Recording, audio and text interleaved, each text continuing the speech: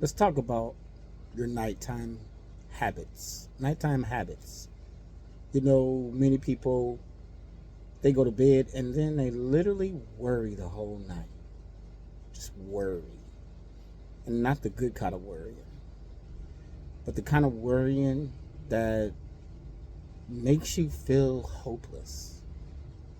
You know what I mean? The kind of worry that makes you feel like things are never going to work out. That's a worry. You become anxious, or you are anxious about stuff that might happen, stuff that you imagine could happen. Maybe you've seen it happen to somebody else. So when you go to bed, that's all you think about. It's more like a deep meditation. You ponder how bad things can be. And you ponder how horrible things could be if what you think could happen happens. So immediately, if what you think happens, your first thought is, well, it happened, and this is going to be the result. Why do you think that's going to be the result? Why do you believe that if whatever you're thinking about happens, why do you think that's the end of the world? Why do you think that certain things bring instant death? Why? Where did that come from? That you imagine one thing happening, and if that one thing happens, it's the end of the world. So when you sleep, and right before you close your eyes, or as you're closing your eyes, those are your nighttime thoughts. Those are your nighttime meditations. Those are your nighttime musings and ponderings. So you went to bed programming your subconscious mind to focus on the worst possible outcomes. And then you wake up the next day expecting that you're going to be productive. You wake up the next day and expect that things are going to fall in place and work for you. Somehow you think that makes sense. Or maybe you don't realize that what you think about is what you become. Maybe you don't know that. Maybe you haven't really thought about that. Maybe you haven't connected the dots. That what you think about, you become. You think you accidentally got into this position? You think you accidentally became the person that you are right now? No. You were thinking a certain thing, and that's how you became who you are. You thought your way there. And it sounds impossible, I know, but your thoughts, our thoughts, they're powerful. Everything that you see around you is the result of somebody's thought. They were thinking it. They thought about it really hard. They thought about it often. And eventually their thoughts became reality. They manifested those thoughts. Not like magic, but more like decisions. More like steps. More like a process over time.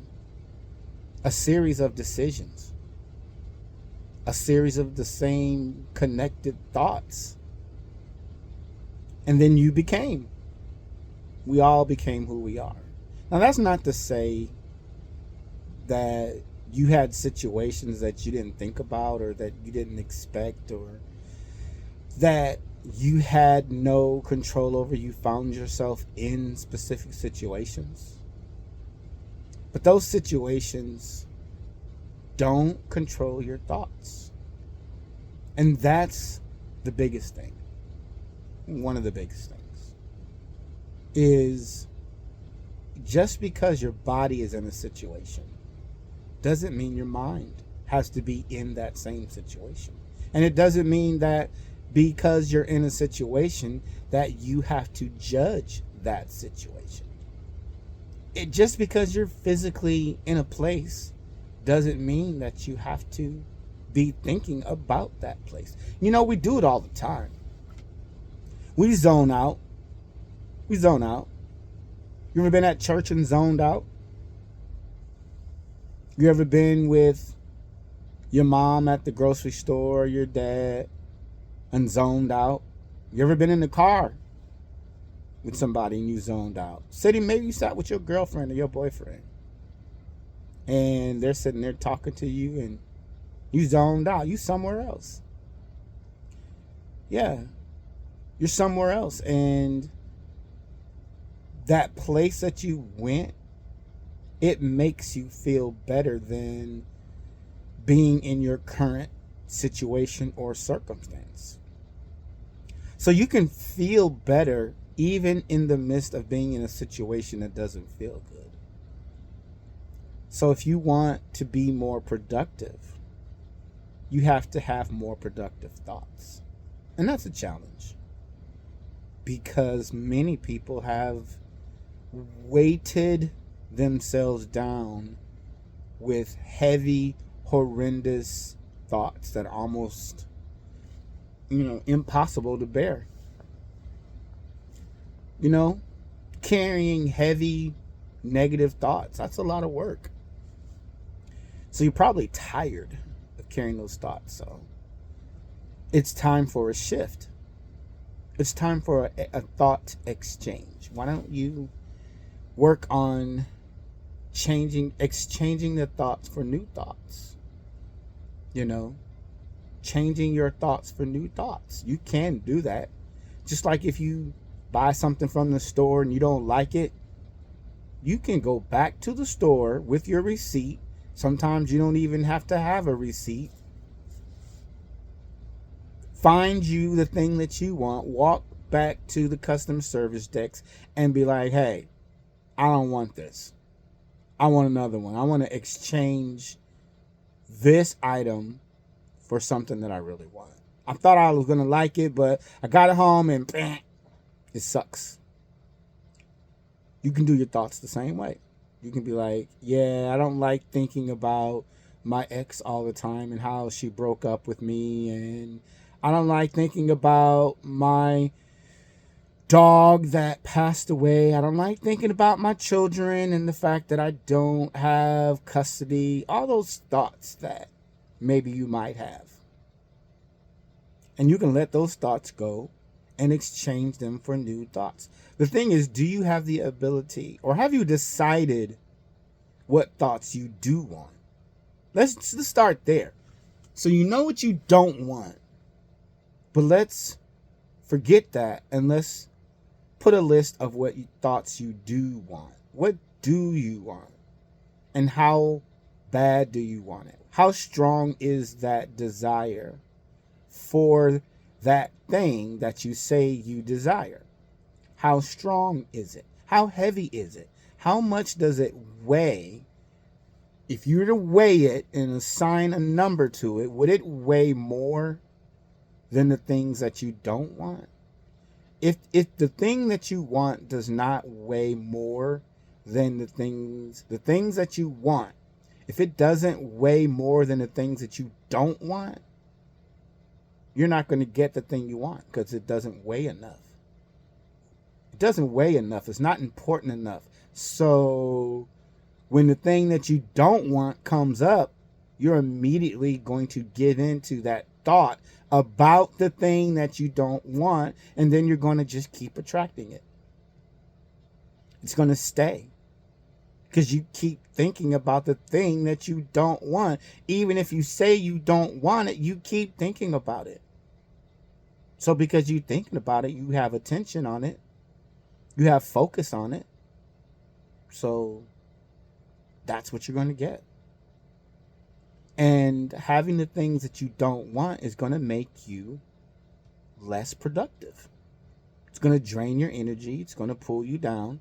So here's how you become more productive while you're asleep. Think about the things that you desire and go to sleep. Think about them strongly. Make sure that as you're thinking about the stuff that you want or the thing that you want, first of all, make sure that you're not flooding your mind with a whole bunch of stuff, because that's not focus. Pick one thing before you go to bed, and every night think about it. Think about how good it'll feel. Think about the outcome. Think about how you're going to act. Think about what you will do once that thing happens. And that's going to cause you to be more productive the next day, because you have a strong focus. And that strong focus is going to position you in a place to do the things that need to be done to get what you desire.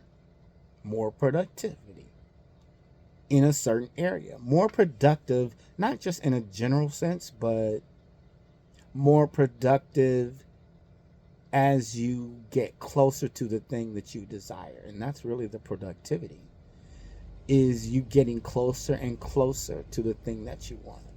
That's productivity. That's success.